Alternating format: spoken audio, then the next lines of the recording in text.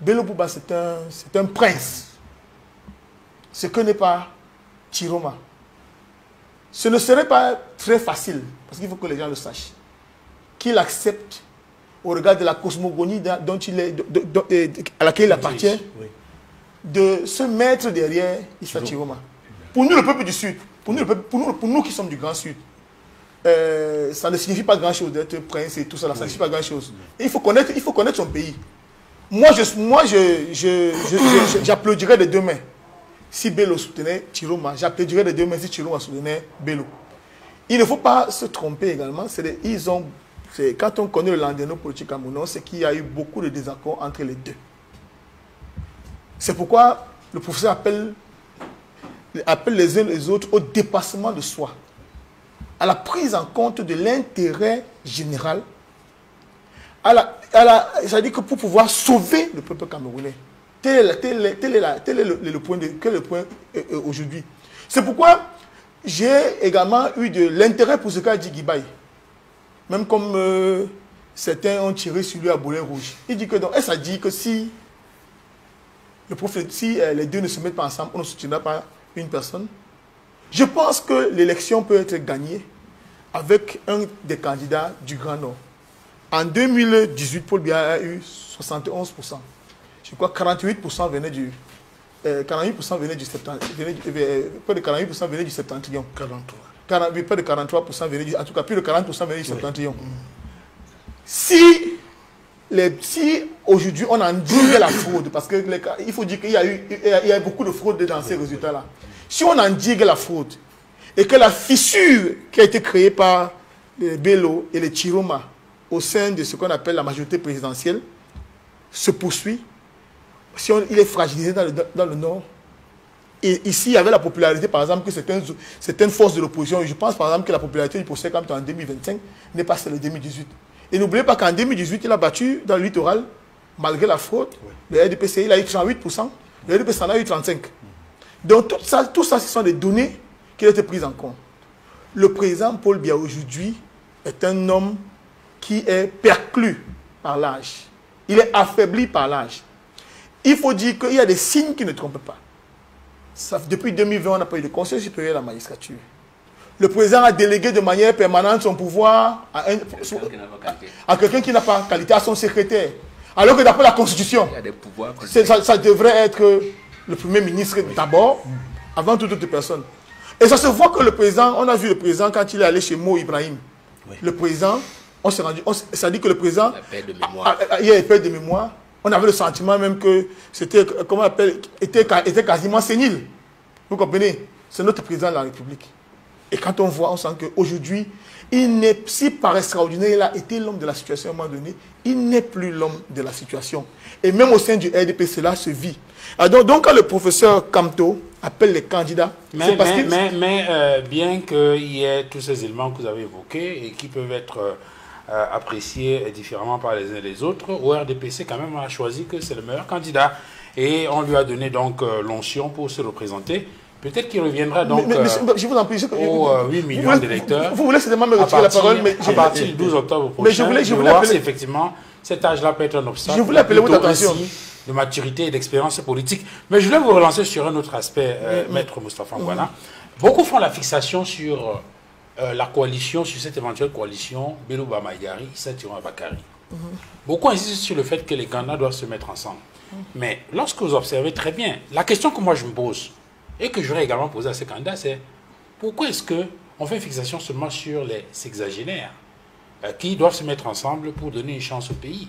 Il y a, lorsque vous regardez les 11 candidats à l'élection présidentielle, il y a quand même au moins 4 ou 5 candidats qui ont moins de 50 ans. Alors pourquoi est-ce que cela aussi ne peut pas faire une coalition qui permette effectivement aux jeunes qui, n'est-ce pas, se retrouvent ou bien qui estiment qu'ils peuvent être leur porte-étendard, de se mettre ensemble. Je rappelle que Ateki Carton est né en 86, il a 39 ans. Je rappelle que Samuel Ira Mioudi est né en 1987, il a 38 ans. Je rappelle que Serge Espoir Matomba est né en 1979, il a 46 ans.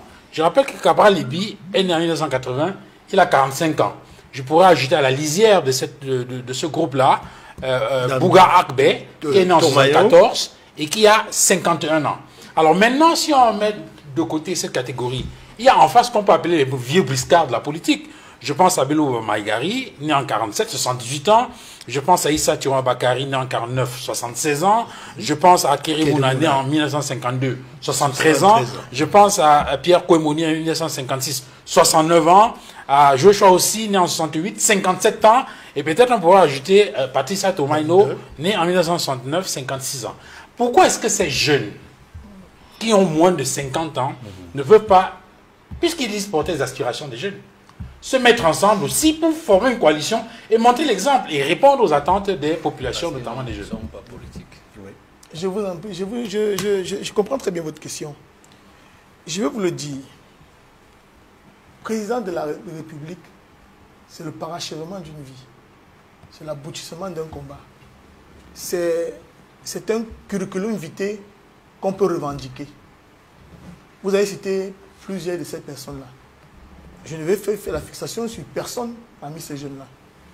Le Cameroun est à un moment important de son histoire qui ne demande pas qu'on prenne, je ne vais pas utiliser le terme aventurier, mais des personnes inexpérimentées pour pouvoir prendre la suite de Paul Biya, qui nous a foutu, passez-moi l'expression, je n'ai pas envie de dire dans la merde, mais dans des difficultés inextricables. On a besoin des gens qui ont une certaine connaissance du fonctionnement de l'appareil de l'État. Il ne faut pas qu'on se voile la face.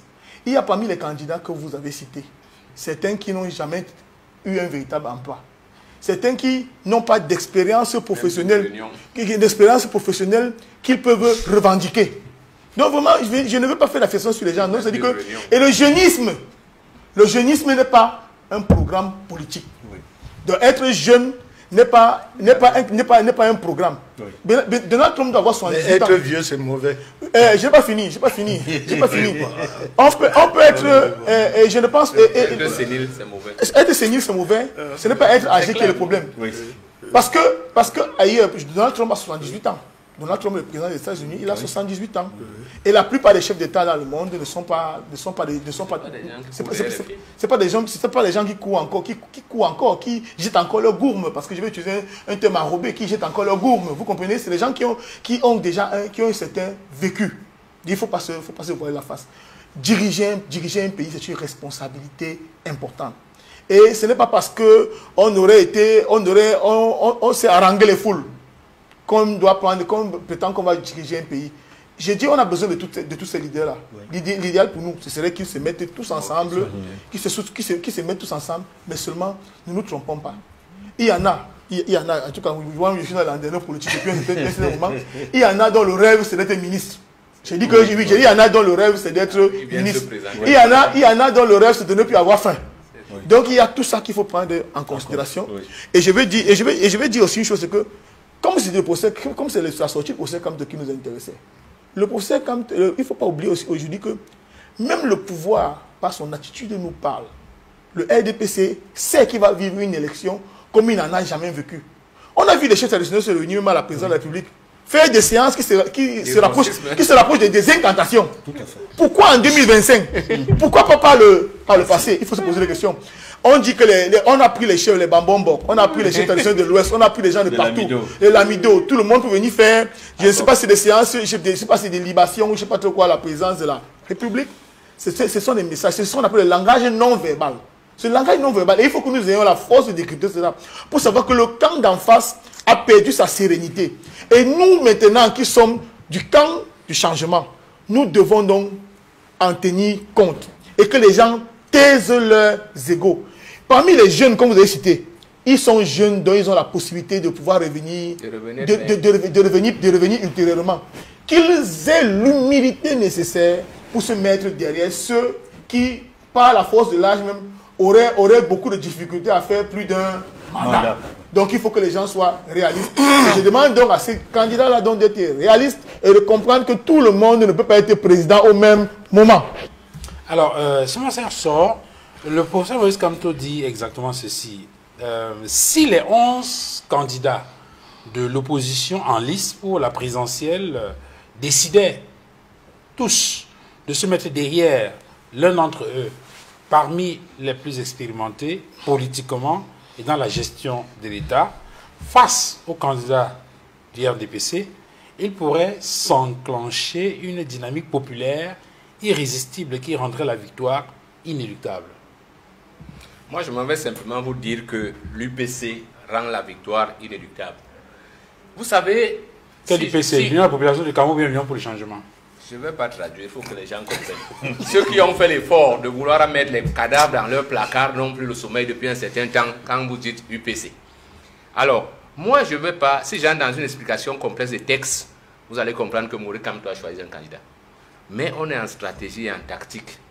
Le camp d'en face pourrait déclencher une foudre pour que les élections ne se passent pas dans la paix comme nous l'avons organisé. Parce que quand nous allons gagner ces élections, puisque les résultats seront connus dans 48 heures, l'UPC, eh bien, c'est au peuple camerounais qu'il faut donner les clés pour comprendre le message de Maurice Kamto. Maurice Kamto est rentré dans une cartographie électorale parce qu'il a eu de l'expérience en 2018. Il a compris où se joue l'élection. La cartographie actuelle qui a exclu, à cause de UC, UNC, RDPC, le nord-ouest et le sud-ouest, dans la guerre depuis déjà presque 10 ans, fait qu'il reste 8 régions. Et dans les 8 régions, il y a une région qui pèse 75% dans l'élection. Et donc, pour Maurice Kamto, c'est de là que doit venir le candidat. Et il ne s'adresse pas au candidat, contrairement à ça, parce qu'il faut comprendre ce que quelqu'un n'a pas dit. Mais moi, je m'adresse dans sa voix au peuple camerounais. C'est à vous, Camerounais, qu'on dit que pour que nous gagnions cette élection, parce que de ce côté, il y a déjà un maillage territorial qui permet, de superviser l'élection. Dans ce maillage-là, on sait, ils savent comment ça se fait. On vote dans les lamidas, on vote dans les écoles qui n'existent pas. Ils ont joué ce jeu. Et ils ont dit, et on le voit tout le temps, qu'ils vont le neutraliser cette fois-ci. J'ai vu l'un des directeurs de l'ECAM expliquer dans une chaîne, dans une alchimie complexe, qu'il le prenait lui-même dans ses filets, comment, même comme les résultats sont publics, on voudrait quand même attendre que ça arrive au département. Non, Abdul Karimou, le texte est clair. Le résultat est rendu public. Article 113.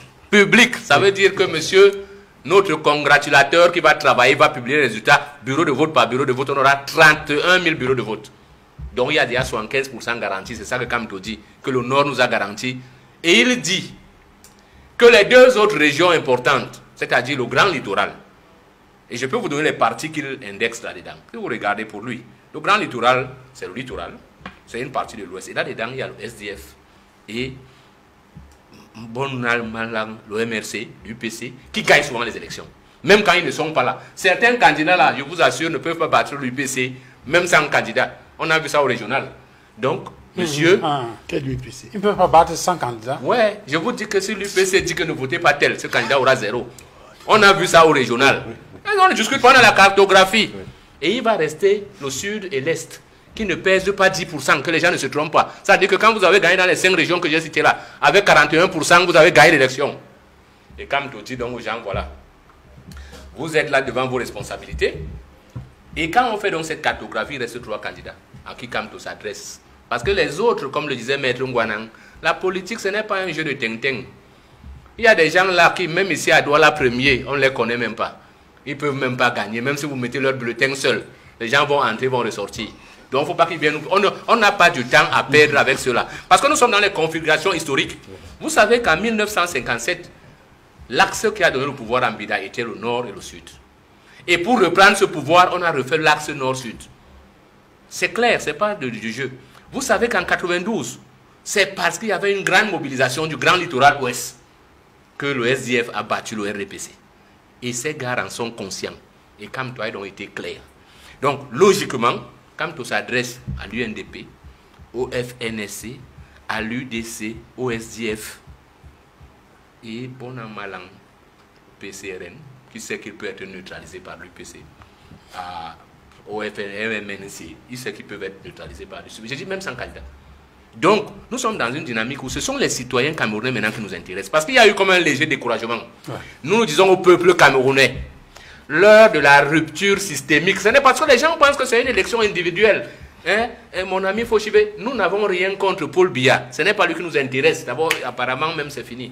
Hein? Même comme il aurait dit dans un commentaire que même mort, vous souhaitez qu'il continue à gouverner. Bon. nous nous adressons à un problème qui dépasse le Cameroun, qui dépasse l'Afrique. Regardez ce qui se passe actuellement dans le monde. On est en train de reconstituer l'impérialisme avec violence. Vous voyez des pays commettre des génocides, personne ne parle. Vous voyez des gens faire les guerres, on fait comme si on veut faire la paix. Mais en fait, ce qui est en jeu face à la montée de l'Asie, c'est l'Afrique. Comment on va recoloniser l'Afrique? Et si nous ne sortons pas de là, en changeant nos dirigeants qui ont été incapables de faire face à cette dynamique, nous allons souffrir. Donc pour nous, nous nous adressons au peuple camerounais, nous nous adressons aux gens qui sont en fonction depuis, en leur disant, ne vous inquiétez pas. Quand nous allons prendre le pouvoir à l'UPC, on ne va pas commencer à faire la chasse aux sorcières, aux fonctionnaires. C'est pas ça. Ils faisaient leur travail. Ils ne nous intéressent pas. Parce qu'on sait que dès que le système va changer, tout le monde va s'y plaire. Est-ce que vous êtes content de côtoyer les poubelles à Douala à chaque coup de roue? Non, personne. Donc on n'a pas affaire à vous. L'UPC a donc compris le message et Maurice Kamto a été clair. Mais comme on est en tactique, ce n'est pas aujourd'hui. Même si on dit aux Camerounais le 10 au soir que le candidat c'est Ngwana, le candidat de l'UPC c'est Ngwana, Ngana va gagner. Donc nous ne sommes pas inquiets. Nous disons seulement à ceux qui voulaient se décourager, ne vous découragez pas, allez regarder les listes des électeurs, regardez votre nom. Si on ne trouve pas votre carte, ce n'est pas un problème. Vous pouvez voter dès que votre nom est là. Ayez votre carte d'identité et allez rester au dépouillement et filmez-nous le PV qui sera affiché parce que c'est lui le PV de l'ECAM. Parce que quand on dit au Camerounais le PV de l'ECAM, ils pensent que c'est le PV que l'ECAM porte sur lui. Non. Le PV que l'ECAM présente doit être identique à celui qui l'affiche à un bureau de vote. Parce que les résultats sont publics. Donc ne nous inquiétons pas. Mais si nous perdons face à cela avec une bonne transparence, nous allons rester fair play. Et le candidat du FSNC veut prendre une longueur d'avance dans sa rivalité souterraine avec les Bello Bouba Maïgari, mais s'expose. Cela peut justifier donc qu'on ait le sentiment que le FSNC est le parti politique le plus présent dans cette période de pré-campagne électorale. C'est le sentiment qu'on peut avoir parce que ils ont deux manières de fonctionner. Ces deux anciens ministres qui étaient hier dans la majorité présidentielle. L'un est introverti, l'autre est extraverti. Issa Chiroma est extraverti.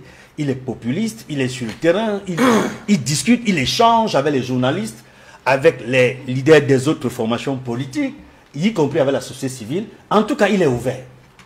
Il donne des interviews en interne et à l'international. On l'a écouté récemment à RFI. Bello Bouba, par contre, ne communique pas beaucoup. Même quand les journalistes l'approchent, il faut faire le pied de glu pour l'amener à parler. Parfois, il parle, mais il ne s'exprime pas facilement.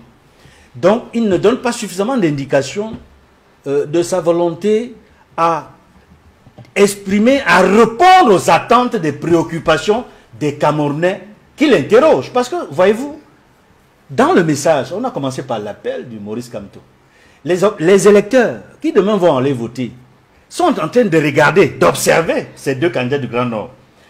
Et si vous ne vous exprimez pas, si vous ne communiquez pas, c'est difficile pour un électeur de voter pour vous. S'il a le sentiment que vous ne communiquez pas, s'il a le sentiment que vous ne répondez pas à leurs attentes. Et c'est là où, par défaut, Chiroma pourrait avoir une longueur d'avance sur Bello Bouba. Alors, sur cette question, Simon-Serge Sor, lorsqu'on pense que Issa Chiroma Bakary préempte le front de l'opposition, le sentiment qu'on peut avoir, c'est que dans cette période de pré-campagne électorale, c'est beaucoup plus Issa Chiroma Bakary, peut-être dans une certaine mesure Bello Bouba Maïgari à travers les meetings, qui sont les plus présents sur le terrain. Est-ce que cela indique que les autres candidats sont moins présents? Est-ce que vous êtes rassuré qu'on aura une campagne électorale dynamique? Parce que la pré-campagne, en principe, donne une idée de ce que sera la campagne électorale. Est-ce que vous êtes rassuré ou plutôt inquiet? Est-ce que vous sentez les candidats? Est-ce que vous sentez les programmes émis par ces candidats pour cette élection? Vous avez posé une question tout à l'heure à mon ami Fauchivé et il a commencé à débiner. Et heureusement, il nous a fait deux révélations. La première, c'est que le RDPC aurait voulu qu'on ait choisi pour candidat Bello Bouba. Mais si on fait l'historique des candidatures, vous allez voir que le profil va encore se resserrer. Dans l'affaire des démissions, est-ce qu'on a lu la démission de Bello Bouba? Bello Bouba est candidat, mais on n'est pas sûr qu'il ait démissionné de la majorité présidentielle. Parce qu'on ne démissionne pas en individu. Quand on est leader, vous disiez maintenant que vous ne parlez pas. Il a dit qu'il remettrait ça à Paul Biya lui-même, qu'il ne voit pas. C'est ce qu'il a dit. Donc il n'a pas encore démissionné, mais il a cessé de travailler comme ministre. Faisons le distinguo, on s'adresse aux Camerounais. Peut-être que lui-même a vu que ça ne marcherait pas, c'est pour ça qu'il reste dans cette position, pour qu'on choisisse quelqu'un d'autre. Je vous ai dit qu'en politique, il y a des stratégies, il y a des tactiques. Nous, on va les interpréter et on va comprendre. C'est quoi la différence? La différence, c'est que vous pouvez avoir votre programmation. La stratégie voudrait que vous mettiez les enfants d'abord et après les vieux, et puis maintenant les vigoureux derrière pour avoir affaibli l'adversaire. Mais dans la tactique, vous mettez un peu quelques vieux d'abord devant. Et vous voyez. Donc il y a beaucoup de choses qui sont en jeu. Ce que nous disons, parce que les gens pensent que le message s'adresse aux hommes politiques. Non. Les hommes politiques, c'est l'aristocratie qui vont agir. Nous, ce qui nous intéresse, c'est les 8 millions de Camerounais qu'on veut aller voir voter. Et je suis désolé, je vais profiter encore de la sortie de mon ami. La cartographie de vote au Cameroun n'est pas ce que vous pensez. Il vous a dit très bien que leurs jeunes, eux, ils allaient voter quelqu'un de 93 ans. Leurs jeunes à eux là. Et ils demandent aux autres jeunes pourquoi ils vont voter quelqu'un de 62. Ce n'est pas là le problème. Le vote au Cameroun n'est pas le vote du jeune contre vieux. Tout le monde sait qu'il est d'abord communautaire. Même quand quelqu'un a 10 ans et qu'il a en face de lui un ami de 10 ans, il va d'abord regarder son père. Et dans cette dynamique-là, les nouveaux inscrits sont chacun dans son contingentement. Ils ont les leurs, les autres ont les leurs. L'enjeu ici par rapport à la question que vous avez posée, ce n'est pas la candidature unique, c'est la candidature crédible. Il faut bien que les gens sachent. Ils veulent forcer ce qui se passe. Et oui, certains médias qui leur appartiennent jouent à ce jeu. Il faut déconstruire ce narratif qui est faux et qui est dangereux pour le Cameroun. En politique, on cherche des gens crédibles qui sont capables de porter ce que nous appelons à l'UPC la transition pour une alternance sans violence. Parce que ces gens ont préparé la violence. Comme ils sont dans des configurations mystico-religieuses, vous les avez vus, ils sont devenus fous. Et nous, moi qui les connais, je leur dis, je leur répète d'abord que n'ayez pas peur. Nous qui avons résisté, vous avez donné des âges, beaucoup sont mes petits frères. Et quand je les vois venir, je ne suis même pas sûr qu'ils ont déjà tenu une réunion sérieuse où on critique les gens. Et en politique, il faut être capable de regarder ton ennemi, discuter avec lui et après le saluer. Eux, ils ne le savent pas. Vous savez, on a embrigadé le Cameroun dans une lecture rosicrucienne ou maçonne qui sont des cercles qui ne servent à rien, qui sont venus pour troubler l'esprit des Camerounais. Et nous allons les déconstruire. Et dans la dynamique de cette déconstruction-là, il faut s'adresser au peuple camerounais et lui dire qu'il vaut mieux que Biya, en partant, parte avec tous ses amis qui ont travaillé avec lui, sans violence, sans les mépriser et sans les traumatiser. Parce que, historiquement, nous sommes encore dans le traumatisme. C'est pour ça que même la lecture de notre transition, qui est évidente, c'est-à-dire Paul Biya lui-même a travaillé pour qu'il ait une transition. Il a dit dans un discours qu'il n'y aura pas le dauphinat. Les gens ont voulu lui imposer son fils. Il a dit que la démocratie va se renforcer. C'est-à-dire que le Cameroun ira à une élection et quelqu'un va la gagner. Les gens sont assis, ils veulent que même mort Paul Biya gouverne. C'est ça le problème. Pourquoi ils veulent ça, M. Fauchivé? Tes camarades qui n'ont pas le droit d'être là parce qu'ils sont pour beaucoup des usurpateurs. Je ne vais pas commencer à les dénoncer, certains même dans leur diplôme. Et qui ont embrigadé le Cameroun. Comment un pays riche comme le nôtre, en tout, peut être embrigadé et enfoncé dans une pauvreté qui est en train de devenir systémique? Et vous êtes là, vous dites que ça va aller quand? Nous avons dit, pour rassurer les Camerounais d'abord, qu'il faut qu'ils aillent voter et que les résultats seront connus. Et que nous nous sommes engagés, nous, que si nous avons perdu l'élection, nous allons le dire. Mais comme nous sommes sûrs que nous allons la gagner, nous disons à l'UPC que peu importe, M. Fauchivé, l'Union pour des populations du Cameroun, puisqu'elle va participer à cette élection, ce que vous avez fait à l'UPC va arriver au Cameroun. C'est-à-dire vouloir faire disparaître le Cameroun. C'est ce que vous faites. Vous aviez cru que l'UPC va disparaître, même dans le sigle. Et c'est ça qui vous hante. Malheur à vous. Ce sont les cadavres des gens que vous avez tués et que vous voulez oublier qui hantent votre esprit. Nous allons l'exorciser et nous allons rendre aux Camerounais un Cameroun honorable, développé et démocratique. Alors, Maître Moustapha Ngouana, est-ce que vous sentez la présence des candidats sur le terrain? Est-ce que les programmes politiques sont lisibles? Est-ce que pendant cette période de pré-campagne électorale, vous avez eu le sentiment effectivement que ces candidats se déploient? Est-ce que cela donne une idée de ce qu'on pourrait avoir une campagne électorale assez dynamique, assez intéressante pour une élection comme celle qui est attendue? Moi, je pense que Paul Biya a gagné en 2018 sans programme. Paul Biya a gagné en 2018, mais il s'est arrangé pour gagner en 2018, il n'avait pas de programme. Aujourd'hui, ce qui intéresse le plus les Camerounais, c'est son départ plutôt qu'autre chose. Parce qu'avec lui... Mais une minute. Oui. C'est vrai que Paul Biya n'a pas de programme en 2018. C'est lui qui vient de dire. Ah, il y en avait un. Oui, il y en avait. Moi, c'est pour ça que je le laisse parler. Je vous ai dit, d'ici samedi, vous aurez l'architecture de... Non, il dit qu'en 2018, il n'y a pas de programme. Vous connaissez Men Gwana. Men Gwana était du SDF. Si vous lui demandez quel était son programme, il est incapable de le dire. Il vient de désavouer. Ok. Joshua aussi. Non, il n'a pas prononcé son nom. C'est moi qui dis, je l'interprète. Ok, maître, allez-y. En 2018, le RDPC a pris un livre qu'on a écrit en 87, qui était pour le libéralisme communautaire. On a changé la couverture. Donc ça dit que on a payé des millions à quelqu'un pour l'éditer.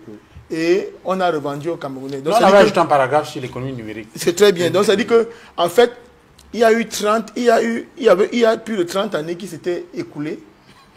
On est venu donc prendre un document qui dit que, complètement anachronique, il n'y a pas de projet politique sur 30 ans.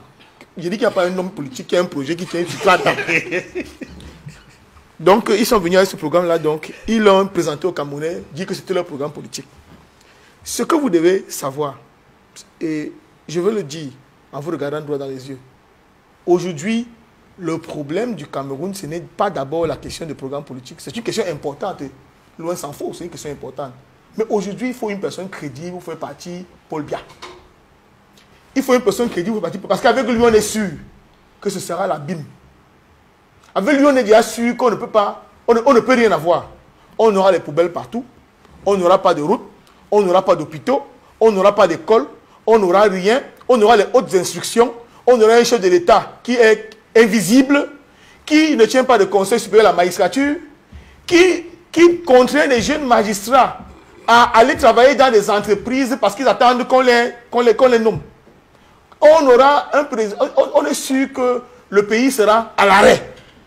Donc aujourd'hui, notre problème, ce n'est pas seulement le programme, c'est d'abord la personnalité crédible qui va apporter. Je dis par exemple qu'il faut aussi que les candidats qui sont là, que ces candidats soient sérieux. Moi, je ne choisirai pas pour directeur de campagne quelqu'un qui a volé les draps et les serviettes. Il faut que je le dise. Parce qu'il y a, quand vous voyez un homme, on dit qu'il serait directeur de campagne d'un candidat. On dit qu'à l'hôtel Montfébé, il aurait soustrait des serviettes, il aurait soustrait des draps. Et un matin, on se retrouve en train, et il fait une reconnaissance des dettes programmées pour échouer. Et il ne fait pas. Donc je dis que pour que ces candidats, les candidats, non, il peut dire ce qu'il veut. Mais ce que je dis, c'est qu'on a le temps, on n'est pas encore entré en campagne. Les candidats, quels qu'ils soient, ont la possibilité de se réajuster. C'est à partir de samedi, les choses vont aller sur les chapeaux de roue. Donc on peut se réajuster. J'avoue par exemple que moi je ne comprends pas comment est-ce que, j'avoue que je ne comprends pas comment le président Bello peut dire que c'est lui qui est le candidat et que ses ministres et autres qui n'ont pas démissionné, qu'est-ce que cela a fait? Ce n'est pas vrai. Parce que ça dit que l'élection présidentielle, certes, c'est la rencontre entre un homme et son peuple, mais il y a également toute une dynamique derrière. Vous ne pouvez pas avoir des boulets. Vous pouvez avoir quelqu'un qui veut que vous soyez président, en même temps il est en train de servir celui que vous voulez combattre. Vous leur candidat. Vous comprenez? Monsieur Pochino vous a dit que c'est leur candidat. Non, nos analyses tombent dans l'eau. Non, il n'y a pas de problème. J'assume qu'elles tombent dans l'eau parce que j'ai dit qu'il faut rectifier. On a le temps de rectifier. À quelle heure? Et je vous dis une chose. Ce que vous dites, ce que je vous dis, c'est que je suis comme l'évêque de Yagua. Nous allons choisir notre diable. Parce que pour le c'est le diable qu'on nous impose. Mais nous allons choisir notre propre diable. Comme a dit l'évêque de Yagua, on va choisir le diable, on va d'abord faire avec. Parce que je peux vous garantir qu'il n'y a pas de merle blanc parmi les candidats. Il n'y a pas de merle blanc. Même en se bouchant les narines, on va choisir un. Et moi, je suis de ceux qui vont suivre le mot d'ordre du professeur Maurice Kamto. Vous comprenez? Je dis que je ne sais pas mon directeur de conscience. Mais je pense savoir porter suffisamment pour que, à cette élection-ci, elle puisse nous conduire vers des sentiers acceptables. Tout à l'heure, vous avez dit, la communication du ministre Issa Tchirouna Bakari est offensive. Oui. Il a une communication offensive. Et à chaque fois, il interpelle le président de l'Assemblée nationale. Quand il démissionne, il fait une longue lettre.